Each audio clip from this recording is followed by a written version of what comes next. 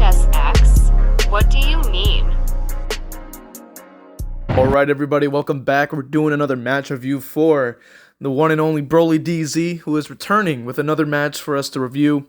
So we're going to go ahead and quickly discuss the build off the bat. The build is Brutal Strength, Iron Grasp, Agitation, and Dead Man's Switch. And the add-ons are Philly and Walleye's Matchbook.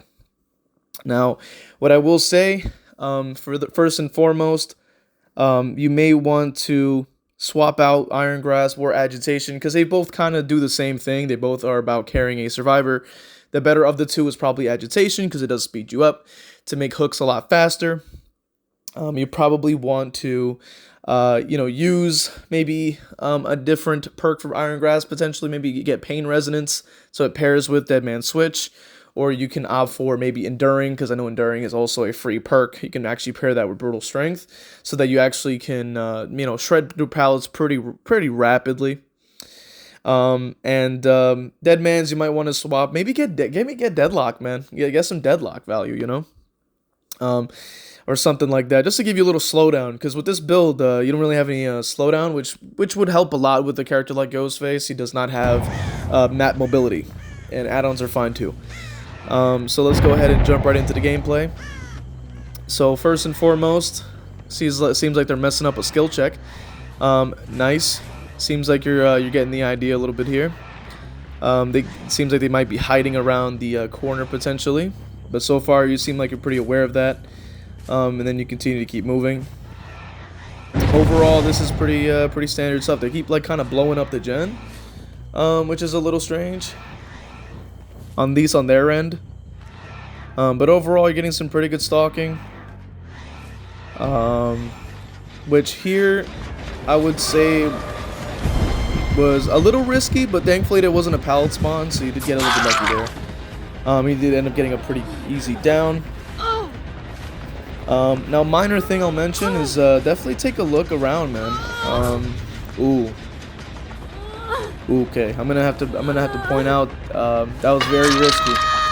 I know you have both Agitation and Iron Grasp, but in most cases I wouldn't be trying to deliberately go for a hit when you're carrying somebody, especially if you don't have these two perks, mainly because of the fact you're not running Mad Grit, so you're not really getting much value. You're actually giving them more time to wiggle free. Now, quickly, I'm gonna mention also, so there's two things I'm gonna mention here. One, you're in the middle of the open, trying to use your ability, which is not ideal for getting a good stalk off. And two, he doesn't have that much stalking anyway, so by you trying to stalk in the middle of the open like this, kind of ends up wasting a little bit of extra time. Now, if this David wasn't oblivious, he probably would have revealed you pretty instantly, or he would have already ran away by the time you were holding down the stalk button. So in this situation, you can either lean off of the rock on your right-hand side, or you can just go in close range and get your M1 just so that you can have somebody injured. Because keep in mind that you are in a position where somebody is on the hook, and you don't want to let them just kind of get away with the free unhook. Usually when they make risky plays, you definitely want to be able to punish that. So as you can see here, at least you got Dead Man's value. But as you're seeing here, you're already getting the M1 anyway. So you would have actually been able to save a couple of seconds. And would have been more efficient if you just straight up just went for the M1. Now, I will also mention that you broke the pallet on the side that gave them the most of the map. You want to be able to break the pallet on a different side of the map, so you can keep corralling them and pushing them in toward the back of the map. So let's continue on. So from here, I noticed that you've kind of going in a relatively decent direction.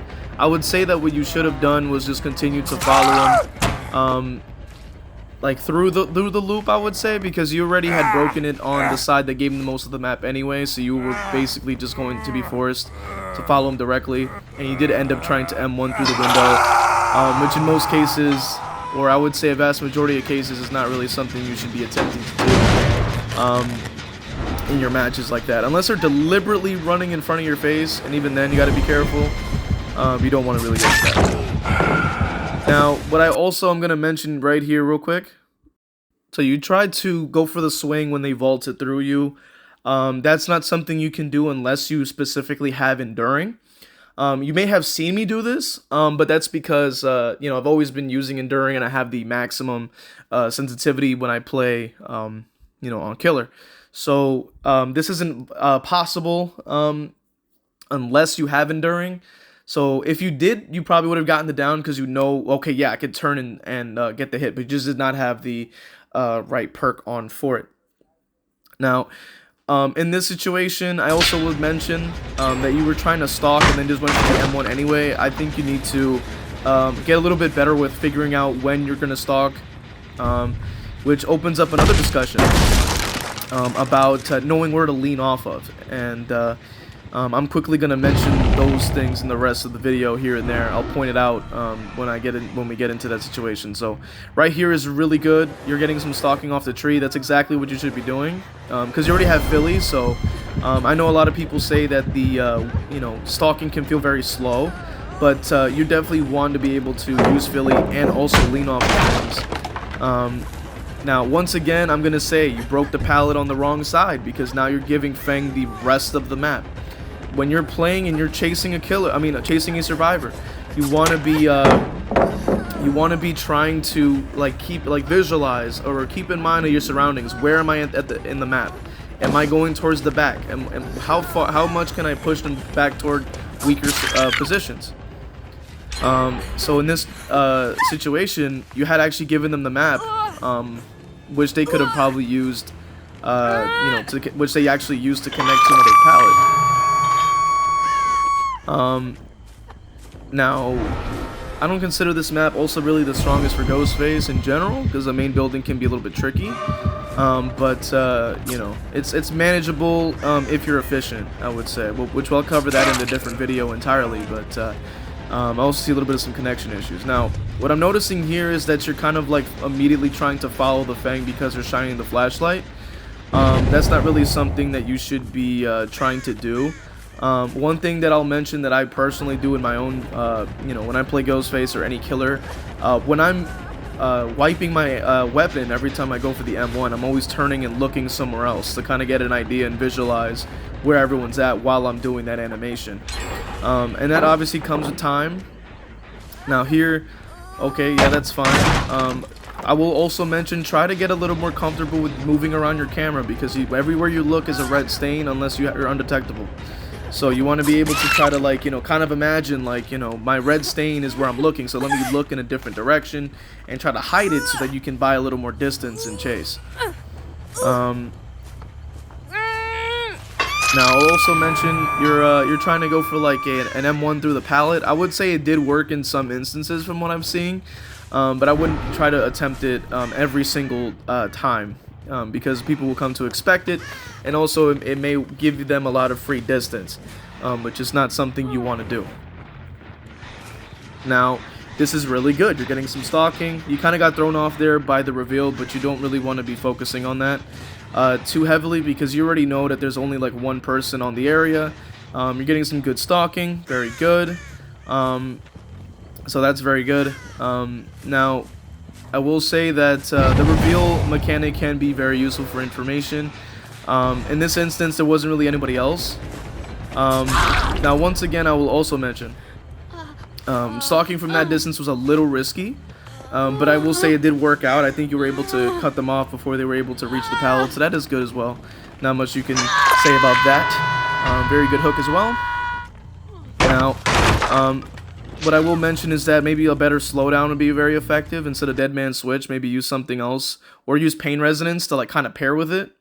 So here you find an unsuspecting survivor. And there's two things that I'm going to point out. I'm going to show on the screen as well. In this particular instance, it might be a Feng or somebody else getting right on the gen. They probably see you. The best thing you can probably do, because I see that you're trying to activate the shroud, is to lean off of either the tree right on your right hand side or the crate on your left hand side.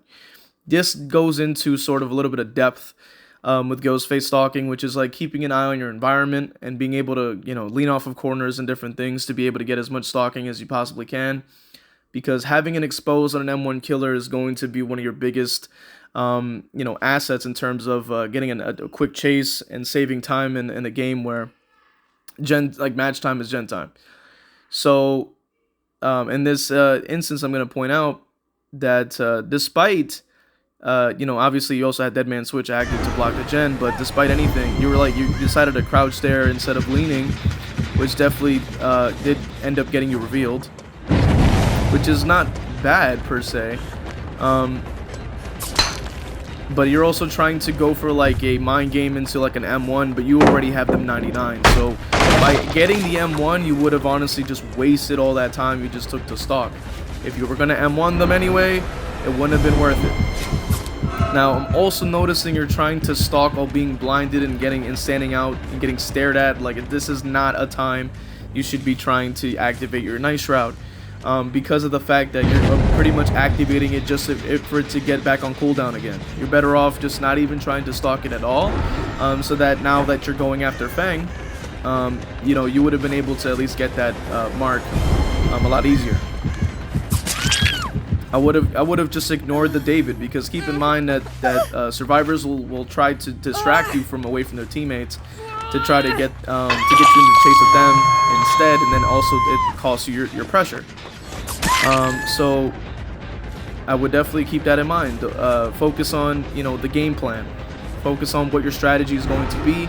Don't focus on what survivors are really trying to do. You have to kind of think more so how can you leverage the game with what they're doing to your side, which has a lot more to do, I think, with Killer in general. So overall, I would say that what you should have also done was to 99 this Fang that you see here, because she's not on a gen, she's not doing anything really important. So what you should have done really was leave them where they're at right now, where I paused the screen. Leave them 99. Come back later. Be like, okay, I don't need this person. They're not on a gen. They need to be healed. Like, there's not really much they can really do right now. Because of the fact that not only is the heal not going to matter, because this is also why I constantly am saying to not use Sloppy Butcher and anti-healing on a Ghostface, because you can remove that one health state from your ability. So what I will say here is that you ended up marking them for pretty much ended up wasting your stalking there, because they're already injured anyway. You're stalking them, and then you didn't chase them. So you just stalked them, and then all of that time you just took was now wasted. It would have been better to 99 them, leave, and then just go after whoever else you want to go after. Now I'm noticing you're trying to mark the David here, but that was not. You have to break that habit for sure, because you don't want to be trying to stalk in the middle of the open when it's that easy to be revealed. And as you're actually seeing here, you're actually losing track of David because you had gotten blinded. Now, of course, I mean, he is, hiding in a corner, but you did end up losing him because of the fact that he, blinded you. It would be better off to just get as close as you can and then mark him, so that when you can just instantly down him and cut the chase time in half. But by getting blinded there and then losing track of him, you actually extended the chase and then actually took more time out to down him than probably necessary. Now I'll also mention overall, it seems like you're just kind of going with the motions in this type of thing. Which you also attempted to start stalking in the middle of the open again, which I will mention once again. You want to look at your environment and see where can I stalk off of to get more value from that.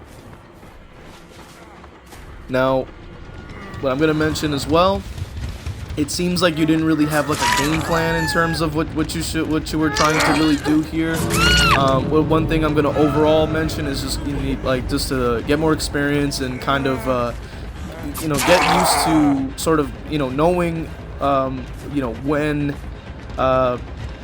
who's been hooked before, so that you can start getting people out of the game sooner, so you can start confirming those kills.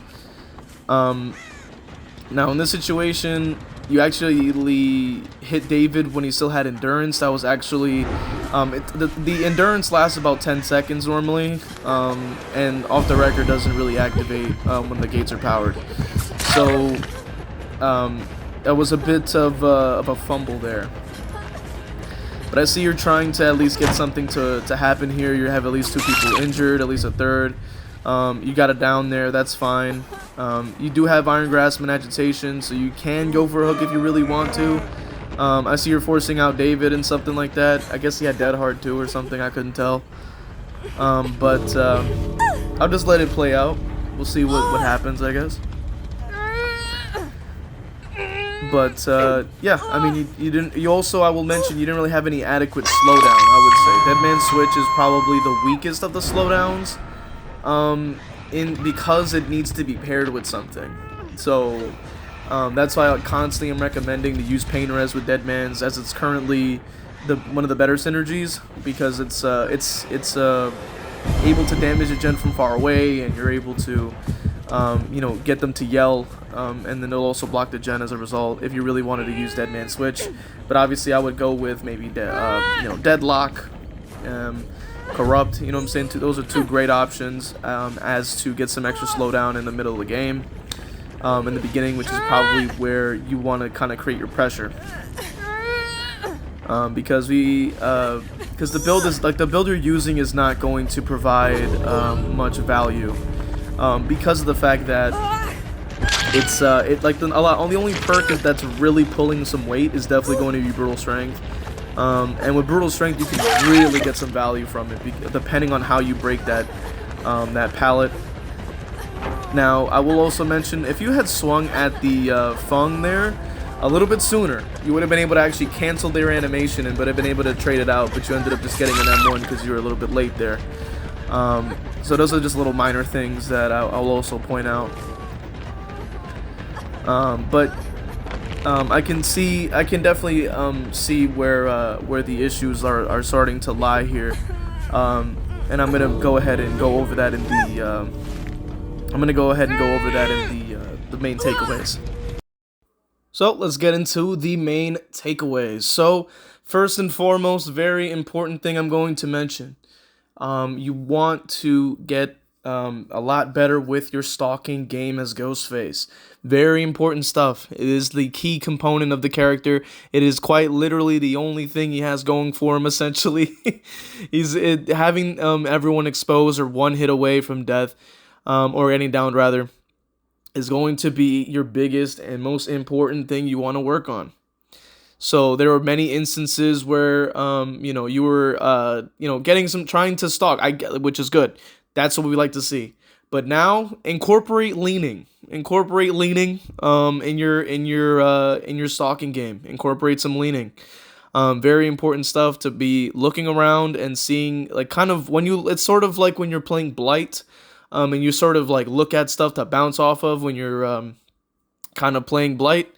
It kind of works similarly. You have to look around, and then while you're, say, chasing a survivor, or you're kind of maybe they're on a gen, you try to figure out, okay, what's next to me? What can I lean? What can I press up against?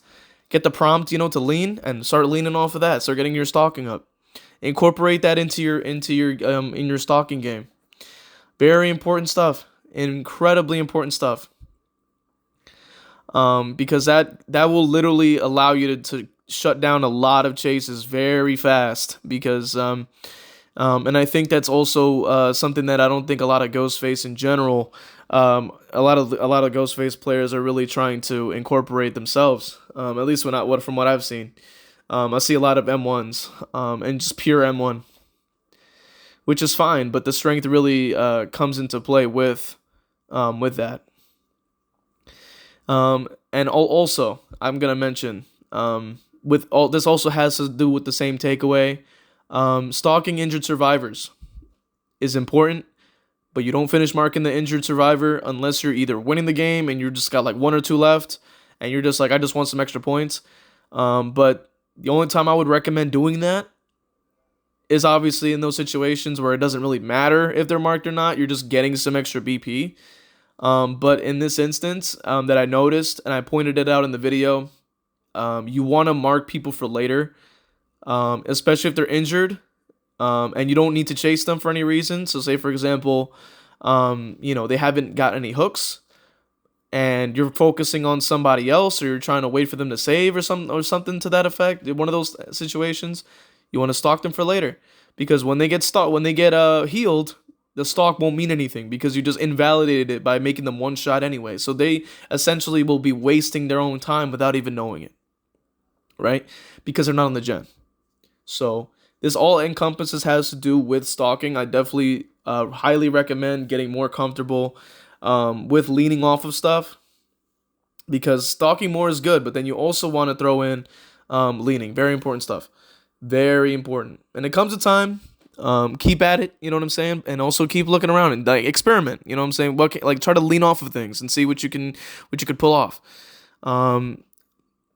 The second takeaway will be definitely going to be having a game plan and game sense in general. Another very important component to playing killer is to understand what your game plan is all about. Okay, so what I mean by that is, say for the start of the game, right? You say you downed Ada or something. From that point, you go, okay, Ada's the first one getting hooked. What are the survivors doing right now? Okay, they're probably on a gen. Okay, let's see how fast it takes, like how fast they come over here. You know what I'm saying? Get the feel. Be like, okay, are they bum rushing over here, or are they taking their time and rushing out the gen? And then from there, that's when you start to then plan it out. Go, okay, well, if they're gonna come in flying for the gen, maybe let me try to get a trade, or let me try to, get some injuries, so that like they have to be, so it makes it a lot harder to save, because we are playing, where Ghostface is a character without mobility, so you do kind of have to play a little bit more defensive in certain areas to kind of compensate. So. Because what I have noticed in the match was it was a lot of kind of wandering and not really kind of going with the motions when it came down to the match, and that definitely cost you a lot of gens. It cost you a lot of time. It cost you kills as well, because I kind of can see that you weren't really focusing on who was unhooked, and then that ended up costing you, because one of the most important things as a killer player in general is going to be keeping in mind who has been hooked before, how soon, and can I get a kill. So that all has to do with game sense. Very important stuff to keep in mind, because obviously the job of the killer is to kill, right? So it's kind of like survivors not doing gens. You know what I mean? It's like they're not really doing what they're supposed to be doing. So either way. That is going to be the second takeaway. Definitely get more experience in game sense. And come in with a plan. Come in with a plan, you know what I'm saying? Which ultimately is, who can I get out of the game first? Because once you get that first person out of the game, smooth sailing. You already start getting like pressure. You start getting leverage. Because less people to worry about means less pressure they can create. So, and then the third takeaway will be to definitely try to update the build. With some more perks that will fit either your strengths as a player, or to try to fill in some of the Ghostface's weaknesses. Now, in terms of like free perks that I'm gonna recommend, is definitely going to be enduring. You definitely want to, run it with brutal strength. It does help cut down on a lot of pallets, which can be one of the biggest obstacles for Ghostface in general. A big obstacle for the M1 killers in general. A lot of pallets can be very difficult. I also would recommend trying to get some slowdown of some kind, or some kind of regression, because Dead Man's Switch on its own is going to be very lackluster, unfortunately, unless you pair it with something that will allow you to get some value from it. So, for example, Pain Resonance will force them off of gens, and then obviously allow you to get Dead Man's value. With a character like Ghostface, I think Dead Man's is probably one of the weakest choices because of his lack of map traversal. I figured that Dead Man's would be more valuable on like someone like Artist, or who has like a range attack, or if you use Pain Resonance or something like that, like something to allow you to actually be able to provide pressure from a further range will get you Dead Man's value. But the better options I would definitely recommend for a character like Ghostface and other M1 killers is going to be Deadlock, Corrupt, stuff like that, to help you, passively in the game, so it doesn't have to, you're not forced into, you know, so you're actually, well, not forced into, but more so you're at least able to guarantee value rather than, oh, I wasn't near that gen, so Dead Man's didn't activate. So that is the 3 takeaways. I might throw in a 4th one. I will say a couple of minor things. I will say is like when you are getting an M1, definitely look around. Like while you're doing that animation, look around a little bit. You know what I'm saying? Keep an eye out, because your awareness as a killer is going to be the #1 most important thing that you want to do. So just make it a habit to, while you're wiping your blade, look around. Be like, okay, is there anyone near me? Is anyone coming for a save? Is there somebody around? Like, you know, or where's the nearest hook or something? Like, that information is very key, and it can help you out immensely. Also, here's a 4th takeaway. Get better with your pallet breaks. Pallet breaks and zoning survivors is going to be key. So this is your 4th takeaway. 4th takeaway, breaking your pallets on the right side of the map, right? What do I mean by that? Breaking the pallet to push them as far as you can toward the back corner of the map. That is #1 key important aspect of this takeaway. You need to be able to do that. Because there was instances where I noticed that you were breaking the pallet, giving them the entirety of the map, and then what can a survivor do? They can then run to the next tile, and then the next tile, and then the next, and then you're wasting even more time. But if you break it on a side where their back, like the survivor's back, is against a wall, where they keep pushing them back further into a corner, they're gonna have no other options left. So you definitely want to get better with doing that. It's very important. So that is the 4 takeaways that I'll throw in there. I'll probably have annotations and other things and notes on the screen as well during the video if I haven't put it already. And also I will mention, for those of you who did enjoy the video and made it this far, thank you for watching. Hopefully you learned something. Hopefully, Broly, you did also learn something. And if you want to submit a match review yourself, if you're watching this, go ahead and join the Discord, link in the description. And also make sure that you put your link to your video into the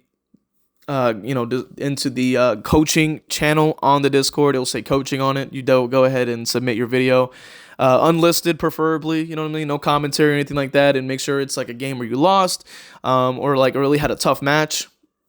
Where it was like really close and stuff like that, so we're able to make sure you can improve with your favorite killer. It doesn't have to be Ghostface, it could be any of your favorite killers, just so you guys can try to improve as well. So with that being said, thank you all for watching the video, and I'll see you guys in the next video.